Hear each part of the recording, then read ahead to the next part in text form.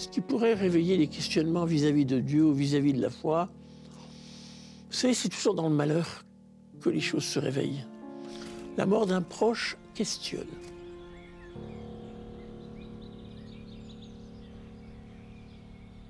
Quand je parle avec les jeunes et on pose la question de la foi, parfois ça semble un peu lointain. Mais quand on pose la question du sens, ça devient une question intime. Et je leur dis, la foi, c'est une question de sens.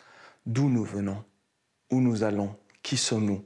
Je constate que la dimension spirituelle, la question de la vie spirituelle se repose aujourd'hui beaucoup plus fortement en France, par exemple, qu'il y a 20 ou 30 ans. Sans doute devant les questions d'écologie, par exemple, les défis majeurs d'aujourd'hui, devant l'anxiété aussi, qui a beaucoup cru monter dans notre société.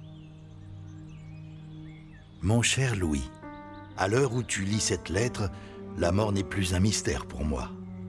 Mais elle demeure peut-être, pour ceux qui restent, l'occasion d'accéder à certaines questions existentielles.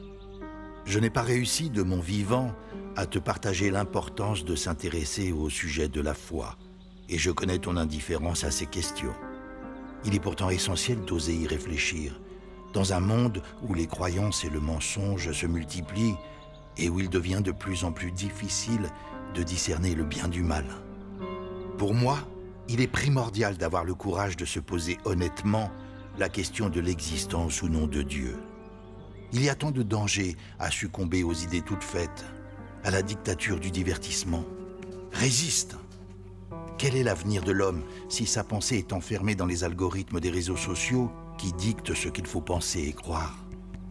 Je te souhaite ardemment le courage d'affronter sincèrement cette quête de sens et qu'elle soit source d'émerveillement pour toute ta vie.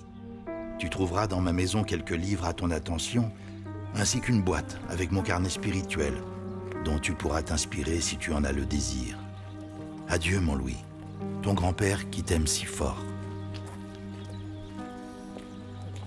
Alors ça, c'est sûr.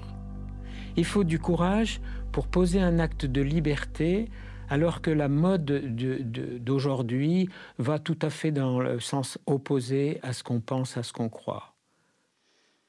Moi, je crois que courage et foi, ça va très très bien ensemble. Je pense qu'il faut du courage pour croire. Il faut du courage pour aimer. Il faut du courage pour persévérer. Il faut du courage pour vivre.